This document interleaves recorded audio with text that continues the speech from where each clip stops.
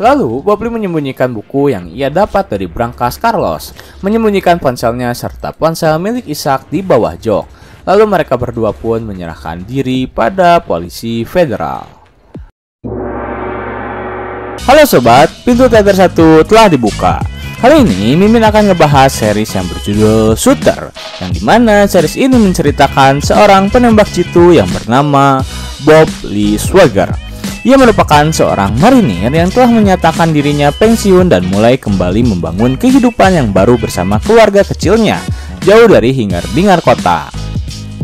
Lalu pada suatu hari temannya datang menemui Bob. Ia meminta bantuan untuk mencegah pembunuhan Presiden Amerika Serikat. Namun ketika dirinya membantu, ternyata ia dijebak oleh teman lamanya yang menyebabkan kehidupan Bob berbalik 180 derajat. Mau tahu gimana keseruan seri Shooter kali ini? Tanpa menunggu banyak lama, mari kita mulai intronya.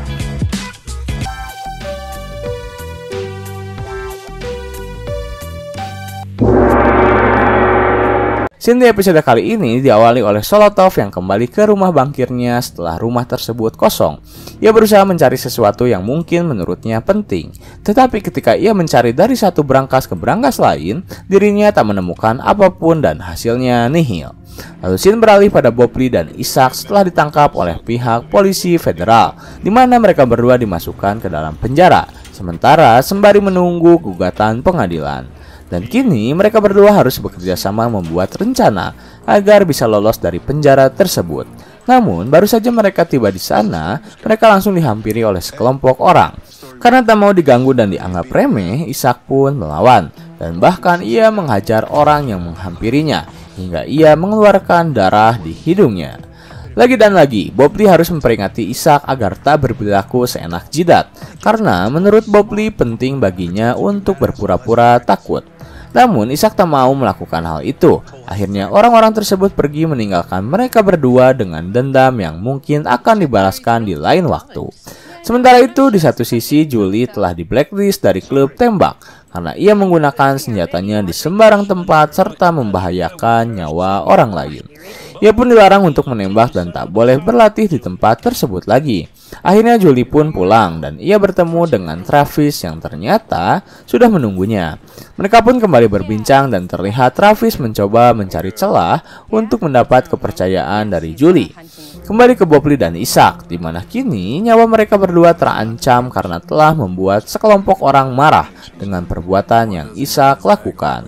Di tengah perbincangan mereka, Bob Lee memperhatikan beberapa orang yang terlihat sedang merencanakan sesuatu. Lalu ia melihat satu orang membawa sebuah pisau yang berjalan mengarah pada Isaac. Dan saat orang tersebut berada tepat di depan Isaac, Bob Lee langsung menghajarnya dan seketika orang tersebut terkapar. Kemudian scene kembali berganti pada Memphis dan Jeffrey yang menemui Theo di salah satu armada militer, di mana Memphis meminta bantuan pada Theo untuk memastikan sebuah brankas. Memphis ingin tahu apakah brankas yang ia bawa adalah asli atau palsu, tanpa harus membawa surat perintah. Namun Theo menolak karena ia merasa kurang dekat dengan Memphis, dan Memphis pun tahu. Tetapi ia berdalih jika berkas yang ia bawa memiliki kaitan dengan kejadian di Frankfurt, serta heroin milik CIA. Memphis pun tahu jika Theo tengah diburu. Maka dari itu ia berniat membantu sekaligus ingin membuktikan apakah berkas yang ia bawa benar adanya.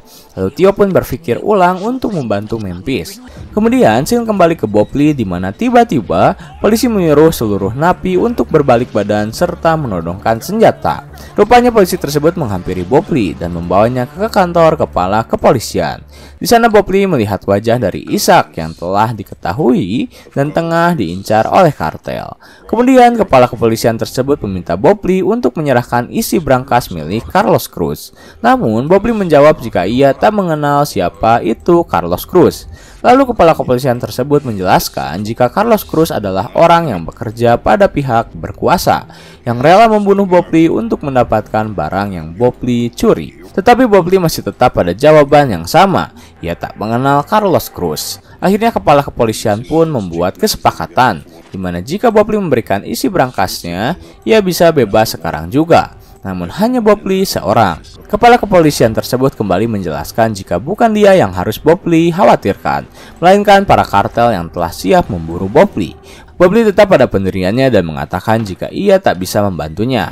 Akhirnya kepala kepolisian tersebut menyuruh bawahannya untuk kembali membawa Bobli ke dalam penjara. Kemudian Shin berpindah pada Julie yang tengah berbicara dengan pembantunya, di mana pembantunya bertanya tentang keberadaan Bobli. Julie menjawab jika Bobli tengah berada di Meksiko untuk urusan pekerjaan, dan hal itu otomatis diketahui oleh Solotov yang tengah mendengar percakapan mereka.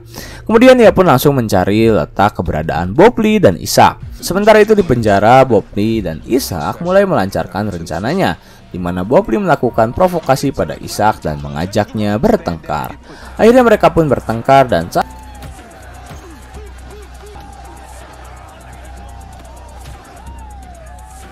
kerumunan mengerubungi mereka berdua langsung berlari ke arah luar. Namun sayang, mereka tak bisa kemana-mana setelah orang yang Ishak hajar menghadangnya. Lalu setelah pertengkaran tersebut, Bobli dan Ishak dipisahkan dari yang lain, di mana mereka berdua ditempatkan di sel khusus yang berbentuk seperti peti mati. Memang, sel tersebut dikhususkan untuk para napi yang hampir dipastikan mati. Karena selain tempat yang sempit, mereka juga harus menahan panas teriknya matahari Meksiko di siang hari. Di tengah siksaan itu, barulah Ishak menyesalkan perbuatannya tahun lalu pada Bobli, di mana Ishak telah menjebak Bobli dan menyebabkan dirinya harus berpisah dengan keluarganya. Ia mengaku mengambil kesempatan itu karena mendapat tawaran dari Gregson, dan jika ia berhasil, ia akan mendapat tempat dengan pangkat yang tinggi. Namun, ia mengaku jika menjebak Bobli bukanlah idenya. Bahkan ia menolak ketika ide tersebut diutus. Bobli pun menghargai kejujuran yang Ishak katakan, dan tak lama ia pingsan akibat tak kuat menahan panasnya terik matahari. Ia terbangun ketika salah satu polisi menariknya dan kembali membawanya ke kantor kepolisian, di mana Bobli dinyatakan bebas setelah Ishak mengaku ia akan memberikan isi berangkas milik Carlos Cruz. Akhirnya Bobli pun dibawa keluar. Sementara itu, di satu sisi saat Julie sedang berada di supermarket, ia kembali diganggu oleh orang yang ditembaknya. Ia bahkan diganggu oleh 3 pria sekaligus dan membuatnya sangat ketakutan. Namun ia langsung menghampiri orang yang ia tembak, yang bernama Bo, di mana ia mencoba menantangnya untuk menyelesaikan perselisihan di antara mereka. Bahkan Julie membawa nama Bobli dan mengatakan jika suaminya tak segan untuk membunuhnya jika Bo kembali mengganggu. Lalu Julie pergi meninggalkannya. Kembali ke Bobli, di mana ia telah berhasil keluar dan diantar tak tahu kemana. Saat di tengah perjalanan, ia mendengar polisi tersebut mengatakan hal-hal yang jelek dengan memakai bahasa Meksiko. Karena mereka kira Bobli tak mengerti bahasanya, namun ternyata Bobli mengerti apa yang mereka ucapkan, dan ia langsung mendorong pagar yang membatasi antara dirinya dengan polisi tersebut, hingga pagar itu roboh. Kemudian ia mengambil alih pistol dan menyuruh kedua polisi tersebut untuk keluar dari mobil.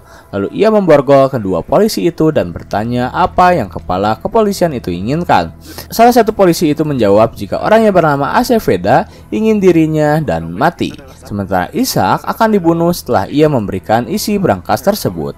Saat Bobli telah berhasil kabur dan bebas, Ishak masih harus merasakan penderitaan karena ia tak bisa menunjukkan isi berangkas tersebut. Dan nyawa Ishak terancam saat Solotov datang ke Meksiko dan menghampiri penjara yang ia huni, di mana Solotov berpura-pura sebagai seorang pengacara yang ingin bertemu tahanan bernama Ishak Johnson. Ia mengatakan jika tahanan tersebut telah berperan sebagai penjual senjata ilegal dan ia ingin menemuinya.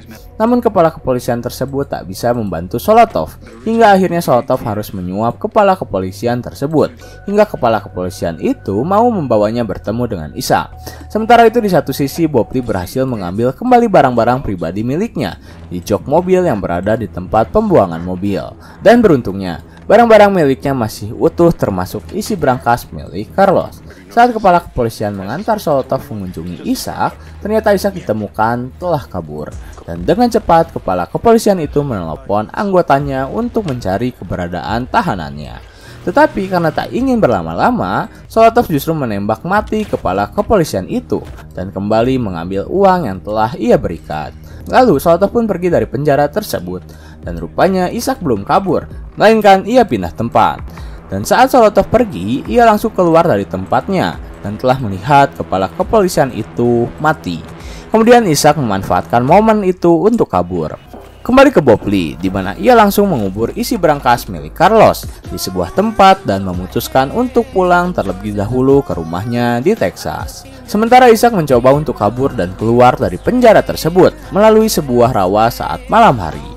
Tetapi saat Bob Lee pulang, masalah baru kembali muncul, di mana ia didatangi oleh sheriff yang mengatakan jika seorang pria bernama Bo Winnick menggugat Julie atas penembakan yang membuat dirinya tuli.